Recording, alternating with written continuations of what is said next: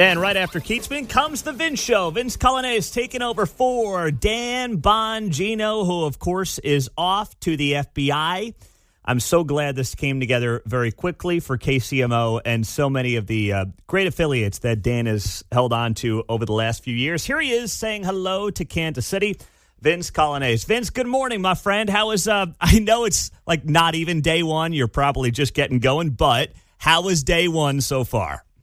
It's great. And good morning, Pete. I'm like psyched out of my mind about all of this. It's going to be awesome. We're going to have a really awesome show. And part of the reason for that is because President Trump provides a never-ending stream of content, as you know, including this morning announcing that if a president doesn't sign a pardon, it's not actually a pardon. So that's a novel idea. And I love it's already attracting controversy this morning, as President Trump says, yeah, Joe Biden's auto pen pardons don't actually count.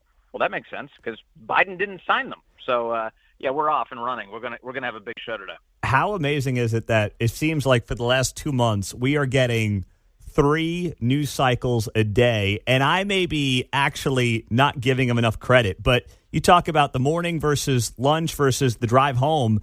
It's just crazy, Vince, and you're going to be there right in the middle of the day when you're getting a reaction to the morning news cycle. You're going to have breaking news mid-show. And who knows what happens by the time you're getting off the air at 3 o'clock Eastern, 2 o'clock Central time. It's just been wild. And that's the world I thrive in. I love breaking news. I love when things are happening as we're on the air because it feels like a really rich environment. You're instantly bringing to the audience something that's really important. And I feel like the skill set that I've been honing over the course of many years is to distill that down into something understandable really, really quickly. So we're going to have a lot of fun in the weeks ahead with this. You know, I guess one of the other big stories that I'm really dwelling on from the weekend is that the Trump administration just rounded up hundreds of these illegal alien gangsters across the country who are guilty of some of the most heinous possible crimes imaginable. Just think, they were here. The federal government knew about it. They didn't get rid of them. Joe Biden didn't. And now President Trump is in office rounding these guys up, and they put them all on planes and sent them off to El Salvador, where they're now in some maximum security prisons there, courtesy of President Bukele. A federal judge tried to stop all of this. He said, no, bring them back. What are you, crazy? Bring them back? Why would we bring them back? Let's get rid of them. And President Trump said, no, the flights are gone. You missed your chance, and those guys are away. So another huge story from this weekend. It kind of gets to the point you're making, Pete, which is like it's hard to keep up. There's a million things all happening at once. And they're all very important, and so we've got a lot to deal with today. It's kind of like the old, when toddlers argue, and I have a couple of them, but it's like, oh, yeah, what are you going to do about it? Like, the gangsters are gone. What are you going to do about it? How are you going to get them back now, judges? It's like, this is the kind of stuff that is sinking the Democratic Party, and I know that you saw the polling from CNN and NBC over the weekend that shows this party, the Democratic Party, is in a world of hurt in the eyes of the American people. And it seems like rather than look in the mirror and address their own problems, they're doubling down on what got them here, right? They have a 7% favorability rating. Did you see that number? 7? That's what NBC reported. And meanwhile, President Trump has the highest approval ratings of anybody since 2004 in their survey for the direction of the country right now. Right track, wrong track kind of stuff. People love the direction we're headed. And so, yeah, the Democrats are in the political wilderness, and they have no idea how to escape. They're in Serbia right now, and they have no idea how to escape. And it's funny, every time they come up for air and they claim they have some grand strategy to get out, it's ridiculous. Chris Murphy was on television this weekend, Senator Chris Murphy, Democrat, saying that, really what we should do is we should attack Trump more. The people want us to attack Trump more. That's why they don't like him. It's like, yeah, you keep doing that, buddy. That's working great for you right now. They're really knocking it out of the park with that strategy. My gosh. Vince Coglianese is here. He is starting the Vince Show today, 11 to 2 on KCMO and radio stations all over America, replacing Dan Bongino, who is off to the FBI.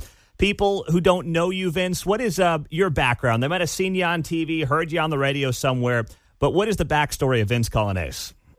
So I've been working for the Daily Caller. That's a news publication that Tucker Carlson started back in 2010 alongside his business partner, Neil Patel.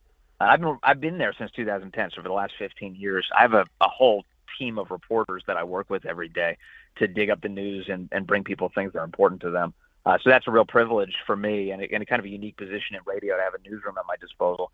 The other piece is that I've been doing radio in markets like this, specifically WMAL in Washington D.C. for the last 8 years. I did mornings and then I did afternoon drive, and so in other words, I'm very accustomed to all of these big political stories and what it means to deliver them on radio. And I'm a guy who loves radio, Pete. I know you are too. I just love the medium. I think it's super important, and I love that it's thriving. And I really recognize the value of this time slot, middays. What Rush Limbaugh built, I feel like I now have an obligation to do my own small piece of carrying that legacy forward. And I just can't wait to get started. You mentioned the love of radio. What do you think it is that makes this medium unique or different from anything you've done, whether it's written reporting, video, podcasting? What separates it? Well, radio, when you do live radio, you are on a high wire without a safety net. That's it. It is. I think there's something kind of thrilling, I think, to hear people talk about the news and being able to present information. You get to do it, and you get to present things directly to people where they are. A lot of people, as you know, on radio, they like listening in their car. They're deciding that they want to make you a part of their life, a part of their commute. And as a result, you just have you have a relationship that is not found in any other medium at all.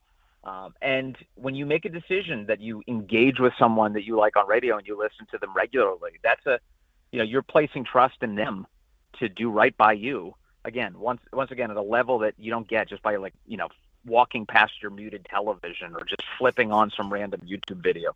Radio, everyone's more locked in. The listeners and the presenters are more locked in, and it's a great medium, and I hope to do it for many years. Well, what are we looking forward to when it comes to, I know, you're working on getting some big names on the show. How are you going to balance that in terms of what you use guests for, what you use callers for, how you blend it all together and make the Vince Show what is going to be a great product in Kansas City and around the country? Well, it's going to be a little freestyle jazz, We'll feel it out as we go. But the key here is, as always, as you prepare that symphony each day, is what do we need to give the listeners the most? What's going to be the most engaging? What's going to be the most informative? And I have enough humility to know what are the outer limits of my abilities. Like, what don't I know? And as a result, we're going to bring in guests who can give you clear answers. That whether that's newsmakers or experts or legal experts, it's going to be great. And it will give you a better full-scale understanding of everything that's developing and what comes next and what it means. So I love doing that. And I love taking calls.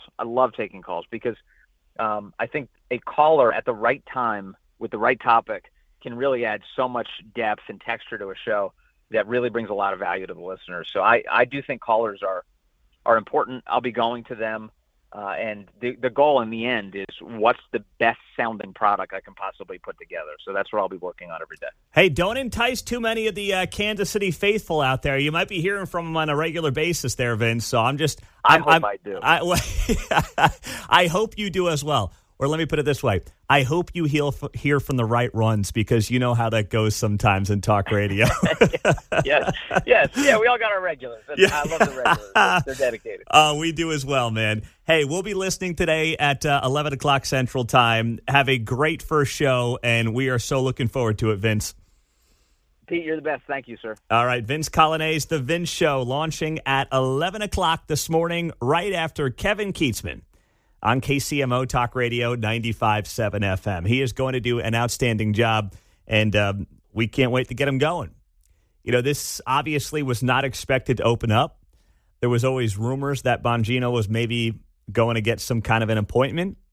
It seemed like when Secret Service didn't happen, well, that ship has sailed. At least that's what a lot of us said to ourselves. And then, of course, the FBI deal comes up, and here we are. But things moved quickly, and Vince is going to do an outstanding job. And you're going to enjoy listening to him here 11 to 2 in the middays on KCMO Talk Radio.